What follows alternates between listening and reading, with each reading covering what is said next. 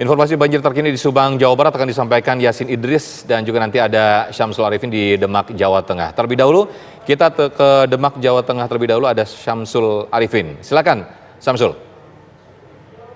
Baik, rekan Sujan, dapat saya kabarkan bahwa hingga hari ini banjir masih menggenangi sejumlah wilayah di 5 kecamatan di Kabupaten Demak, yaitu di Kecamatan Sayung, dan Kecamatan Karangawen, Karanganyar, kemudian Guntur, dan Karangtengah.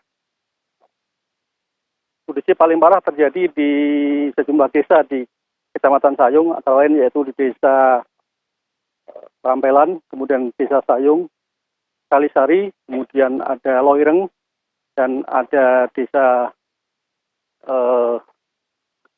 Bulusari. Ya. Ketinggian air mencapai setengah hingga 1 meter. Ya. Warga hingga saat hari ini masih mengungsi di tempat-tempat pengungsian di lokasi yang aman. Setelah sebelumnya dilakukan evakuasi oleh Badan Penanggulangan Bencana Daerah Kabupaten Demak maupun dari TNI Polri.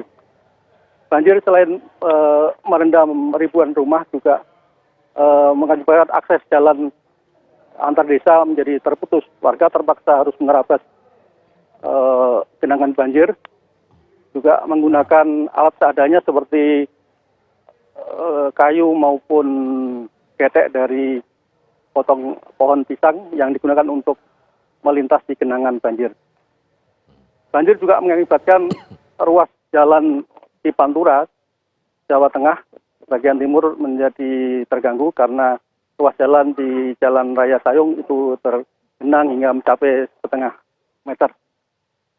Hingga hari ini pihak BPBD sudah melakukan penanganan terhadap para warga yang terdampak banjir dengan mendirikan posko-posko bencana alam dan dapur umum untuk menangani warga terdampak banjir. Samsul, Ya. ada posko di sana, tapi apakah juga ada banyak warga yang memilih bertahan untuk di rumah mereka di tengah banjir yang cukup parah dan luas ini? Sebagian memang tetap berada di rumah masing-masing, tapi sebagian juga sudah mengungsi di tempat-tempat pengungsian yang lebih aman, yaitu di balik-balik desa maupun di masjid-masjid dan tempat-tempat yang lebih tinggi. Dan diperkirakan ketinggian masih berlangsung lama karena curah hujan di wilayah Kabupaten Demak ini masih cukup tinggi. Baik, Syamsul Arifin langsung melaporkan dari Demak, Jawa Tengah. Kita bergeser ke Subang, Jawa Barat. Ada Yasin Idris yang akan melaporkan kondisi banjir di sana. Silakan, Yasin. Baik, ya jadi total ada 17 kecamatan yang terdampak di Kabupaten Subang ini. Nah, paling parah itu terdapat di Kecamatan Pamunekan. Ini di tempat saya mengabarkan saat ini. Itu totalnya kurang lebih ada 20.000 pengungsi yang terdampak dengan adanya bencana banjir dan juga tanah longsor ini. Ini salah satu titik pengungsian dengan kurang lebih ada sekitar 3.200 terdapat di salah satu masjid yang terdapat di Jalan Raya Pantura. Nah, saya nanti akan mengajak Anda untuk berbincang dengan Bupati seperti apa penanganannya. Soalnya bencana ini banyak sekali dapat dikatakan menyentuh sektor lainnya, diantaranya adalah logistik dari jalur Pantura. Kemudian saat ini pun masih fokus dalam proses evakuasi dan juga pemberian bantuan. Nah, ini saya sudah melihat ada Bupati Subang dengan Pak Aruhimat. Kita berbincang sedikit bagaimana penanganan ke depannya. Bapak, mungkin saya duduk ya Pak, izin ya, boleh duduk ya. Pak, salam sehat Pak ya. Alhamdulillah. Oke, di tengah. Semoga kita semua sehat. Iya betul, di tengah pandemi kayak gini Pak, yang ingin saya tanyakan beberapa tentu upaya untuk contohnya Pak di tempat evakuasi seperti ini padat banget. Seperti apa penanganan tim Pak untuk supaya juga tetap protokol kesehatan dijaga, kemudian mereka juga mendapatkan asupan yang sehat. Baik, terima kasih pihak TV One tentunya. Seperti pihak TV One ketahui sendiri, inilah masyarakat kami yang tentunya mengungsi sehubungan dengan kondisi banjir yang setiap tahun ini terjadi. Penanganan terkait di satu sisi kita dalam kondisi COVID, tapi di sisi lain sekarang ini mohon maaf Subang sedang menangis. Sehubungan 21 kecamatan itu terkena dampak daripada banjir. Ya. Tapi yang paling parah memang ada 6 kecamatan, diantaranya Kecamatan Pamanukan.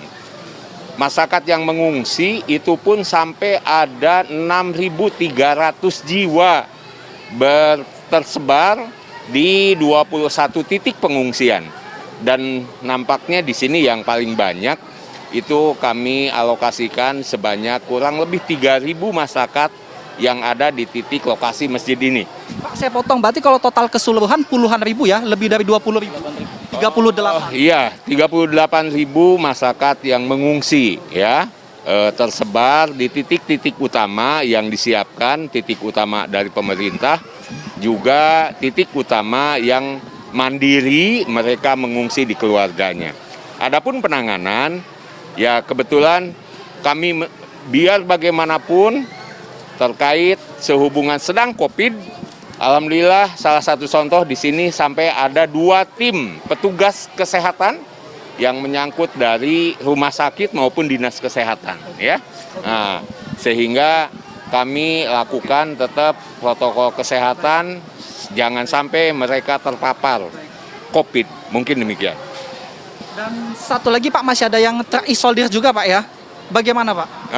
Untuk masyarakat yang terisolir ada 2 kecamatan, tapi alhamdulillah kami bekerja sama dengan TNI, Polri, bahkan kami disupport untuk mobilisasi baik masyarakat maupun logistik, disupport oleh TNI Angkatan Udara, Lanut Surya Dharma.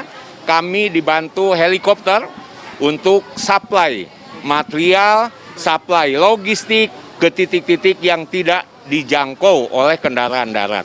Ya. Baik, terima kasih banyak Pak Ruhimat. Kami juga ikut mendoakan. Ada satu pesan Iya, iya Pak. Mudah-mudahan karena ini banjir setiap tahun disebabkan oleh Sungai Cipunagara yang nampaknya sangat membutuhkan perhatian pusat. Ya. Baik, terima kasih. Ya. Kita doakan semoga pemerintah pusat juga mendengar Pak ya, dan kita doakan juga tim di sini tentunya tetap semangat ya di tengah COVID saat ini untuk membantu saudara-saudara kita yang saat ini terdampak banjir. Sementara itu kembali ke studio. Baik, terima kasih M. Yasin atas laporan Anda langsung dari Subang, Jawa Barat.